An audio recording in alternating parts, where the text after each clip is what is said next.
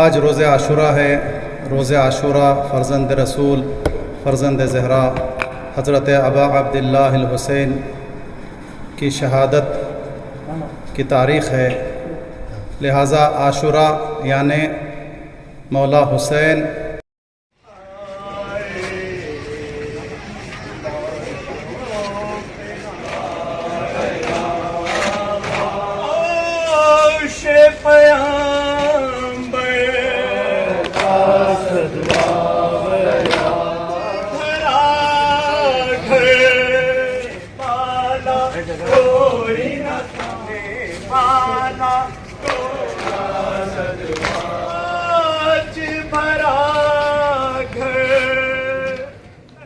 سب سے پہلے اللہ کا شکر گزار ہیں ہم لوگ کہ جو ہے یہ کووڈ-19 کا جو مسئلہ ہے اس مسئلے میں بھی جو ہے گورنمنٹ سے جو ہمیں قانون کے حساب سے جو دیے تھے اتنے لوگ آنا اتنے لوگ نہیں آنا بول کے اس میں بھی جو ہے لوکل پولیس ہمارے کوآپریٹ کی. تھوڑا تعداد بڑی چھوٹی وقت کے طور کے اوپر زیادہ ہوئی ہے اور پولیس کو بھی ہم نے جو ہے شکریہ ادا کیا اور یہاں کے لوکل کانسٹیٹوئنسیز یہ اپنے ایم ایل اے صاحب ہیں ان کا بھی شکریہ ہے.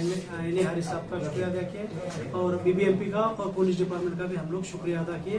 ہمارا عاشورہ کا آج آلموسٹ 90% پورے پروگرام جو ہے پیسفلی کوئی تکرار کے بنا کوئی ٹینشن کے جو ہے مکمل ہو چکے ہیں. آج کا جو مقصد ہے ہر دنیا میں کہاں پر بھی دیکھ لیجیے آپ افریقہ دیکھ لیجیے ایشیا دیکھ لیجیے یوروپ دیکھ لیجیے امریکہ ساری دنیا میں جو ہے آج غم حسین کا جو ہے یاد میں امام حسین کی یاد میں جو ہے یاد منا رہے ہیں. ہر جگہ بڑے بڑے روڈز بند ہیں. ایون یہ کرونا کا ہونے کے باوجود بھی جو ہے بہت سے بڑے بڑے کنٹریز جو ہے جو ڈیولپمنٹ کنٹریز ہے وہاں پر بھی جو ہے پروسیشن کی اجازت دی ہے بٹ یہاں پر احتیاط برتے گئے ہیں. ان کے تحت ہم بھی جو ہے جیسے گورنمنٹ کے قانون تھے اسی کے تحت جو ہے ہم نے کوئی پروسیشن نکالا نہیں. ہر جو کچھ بھی ہم لوگ کیے ہیں عاشور خانوں میں اور مسجدوں میں ہی ہمارے لمٹ کے اندر جو کووڈ کا جو لمٹ تھی وہ لمٹ کے تحت ہی ہم لوگ کیے ہیں اور عوام میں جو ہے مومنین اور مومنات میں جو ہے بہت کوآپریٹ کیے ہیں کہ وقت کے اوپر اسٹارٹ کیے وقت کے اوپر جو ہے مجلس ختم کیے ہیں. یہ بہت بڑا ایک ہے اور جتنے بھی ادارے ہمارے یہاں پر ہیں کرناٹکا کے اندر سب اداروں انہوں نے بھی جو ہے ہمارے ساتھ کوآپریٹ کیا. ہم ان کا سب کا شکریہ ادا کرتے ہیں. ساتھ میں آپ میڈیا والوں کا بھی شکریہ ادا کرتے ہیں. دیکھیے مقصد امام حسین جلوس کا مقصد نہیں ہے. غمگین ہونا ہے اپنے مقصد کے اوپر جو ہے کامیاب. مجلس میں بیٹھتے ہیں تو مقصد ہی ہے گریہ کرنا ہے. ان کے جو آل پوری جو ان کے خاندان کے اوپر جو ظلم ہے وہ ظلم کو یاد کر کے سوگ منانا یہ مقصد ہے. جلوس جو اس زمانے سے نکالتے آ رہے ہیں ایک اپنا جو ایک ایمان کی جو جوش ہوتی ہے وہ جوش کو جو ہے جلوس کے جلسے میں ماتم میں اس کو جو ہے دکھایا جاتا تھا. ابھی سمجھو کہ جلوس اتنا امپورٹنٹ نہیں ہے جیسا کہ لوگ بول رہے ہیں امپورٹنٹ جلوس بول کے. جلوس ایک پارٹ آف آزاداری ہے. 100% آزاداری نہیں ہے. جلوس ہونا ہے. دنیا کے ہر کونے میں جلوس ہوتا ہے. یہ امام حسین کا ہی جلوس نہیں دوسروں بھی جلوس ہوتے ہیں. پولیٹیکل پارٹیز کے بھی جلوس ہوتے ہیں. ہمارے بھی ہر جگہ جلوس ہوتے ہیں. جیسے گورنمنٹ نے ریسٹرکشن کر دیا ہے کہ انہوں نے اجازت نہیں دی ہے کہ جلوس نہیں کرنا تو اس کا مطلب نہیں کہ جلوس نہیں ہے تو محرم نہیں. ہم 5 آدمی بیٹھ کے ایک مجلس کرتے ہیں تو وہ بھی ایک آزاداری ہے. آزاداری کا مقصد جو ہے یاد حسین کرنا ہے. ان کی یاد میں جو ہے غمگین ہونا ہے. ہم لوگ جو ہے خوشی نہیں کرتے. آج کا دن ایسا ہے کوئی سلام نہیں کرتا ہے. ان کی خیر خیریت نہیں پوچھتے ہیں. مطلب ٹوٹلی آج کا دن جو ہے امام حسین کے نام پہ جو ہے ہم لوگ دے دیے. ہم ہی نہیں خواتین بچے بڑے بوڑھے ہر لوگ وہ دیکھتے نہیں کہ گھر جانا ہے کیا کرنا ہے کدھر کرنا ہے.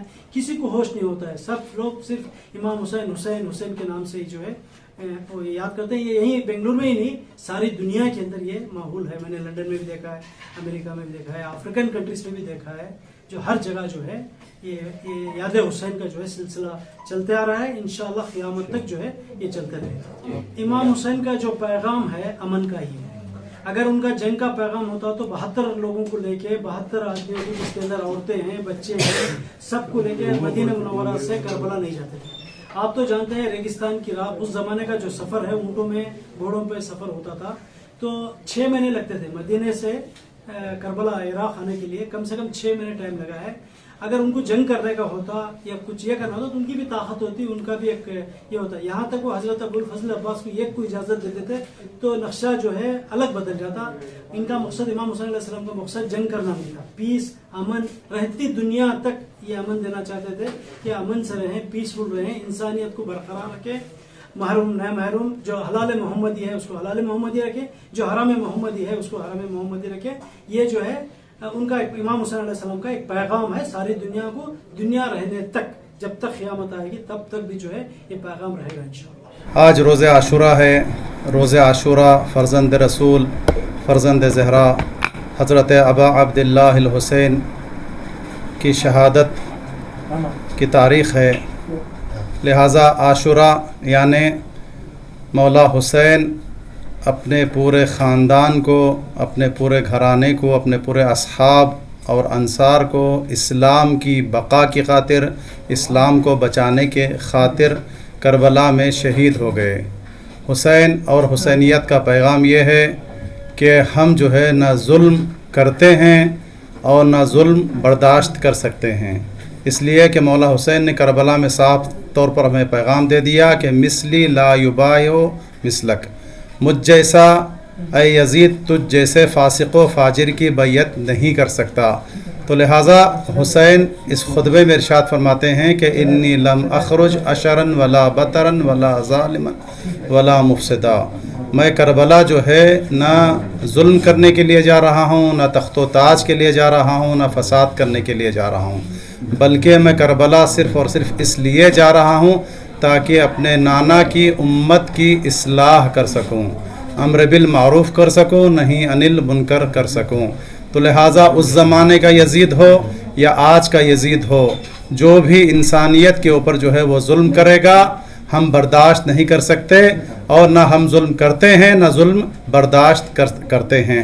یہ حسین اور عاشورہ کا پیغام ہے. یوم عاشورہ ہے, یوم عاشورہ جس دن امام حسین علیہ السلام کے پورے خانوادے کو, ان کے بچوں کو, ان کے بھائیوں کو کربلا کی جلتی ریت پہ مار دیا گیا.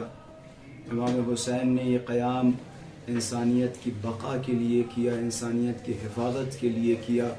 اگر امام حسین یہ قیام نہ کرتے, یزید ملعون کے خلاف خروج نہ کرتے, تو یہ ظلم کا سلسلہ تا ابد قائم و دائم رہتا اور کوئی بھی ظلم کے مقابلے میں کھڑا ہونے کو سوچتا بھی نہیں. لیکن امام حسین نے یہ قیام کر کے بتا دیا کہ دیکھو جہاں پہ بھی ظلم دیکھو, جہاں پہ بھی فساد دیکھو, اور جہاں پہ بھی دیکھو تمہارے سامنے کسی مظلوم پہ ظلم ڈھائے جا رہے ہیں, کسی مظلوم کو پریشان کیا جا رہا ہے, تو تمہارا فریضہ ہے, تمہارا حق ہے کہ تم کھڑے ہو اور اس مظلوم کو بچاؤ.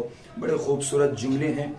امام حسین کے بڑے فرزند, شیعوں کے چوتھے امام, امام زین العابدین علیہ السلام کے امام نے بار بار یہ جملے فرمائے, اللہم انی اعتذر الیک بمظلوم ظلم بحضرتی فلم انصرہ.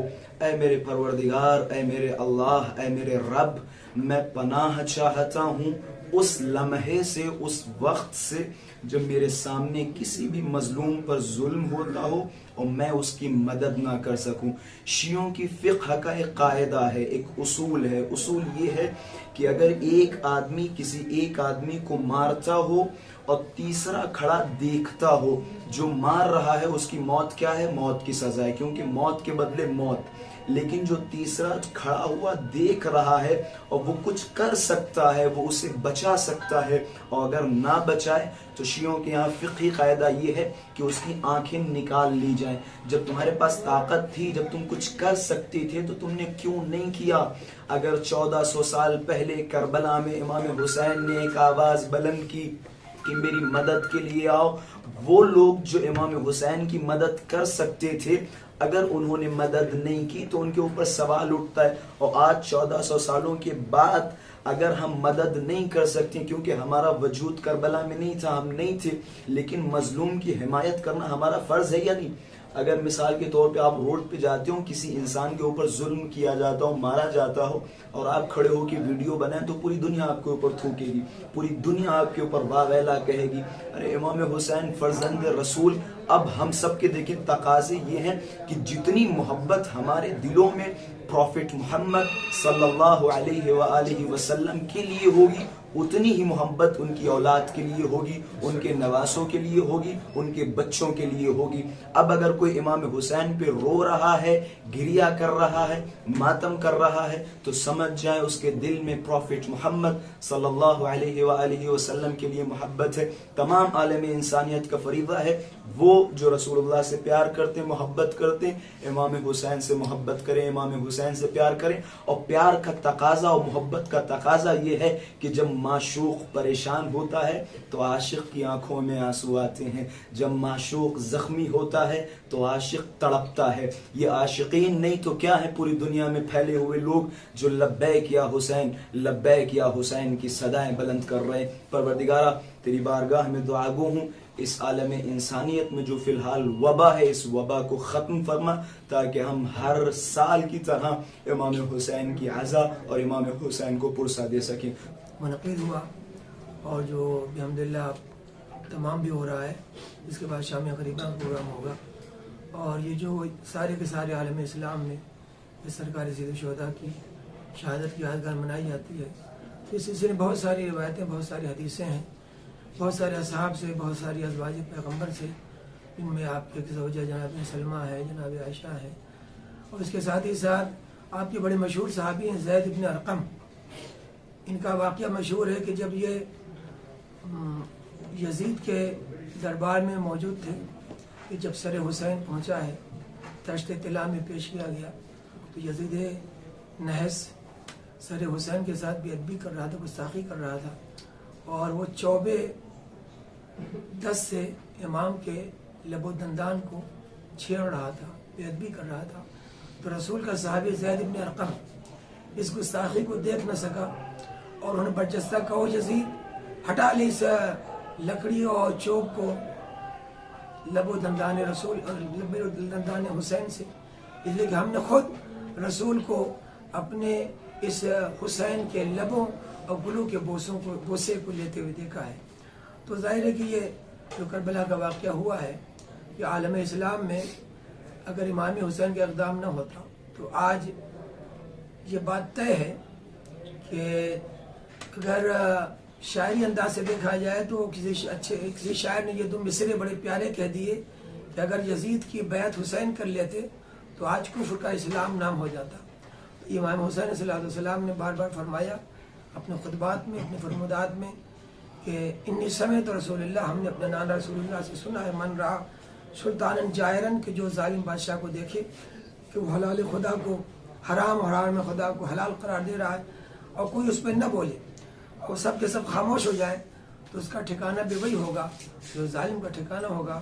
تو سرکار سید الشہداء, نواز رسول, جگر بندے گوشے بطول, ان کا ہم سب پر عالم انسانیت پہ احسان ہے کہ انہوں نے اپنی قربانی دے کر کے تمام کے تمام عالم انسانیت کو قیامت تک کے لیے کسی بھی ظالم کے سامنے جھکنے سے انکار کرنے کی ایک جرأت عطا فرمائی ہے, اور مظلوم کے سر کو بلندی عطا فرمائی. دیکھو کیسا بھی کٹھن دور آئے مگر گزرے بھی جیسے گزار دو, لیکن کسی یزید کی بیعت نہ کرنا.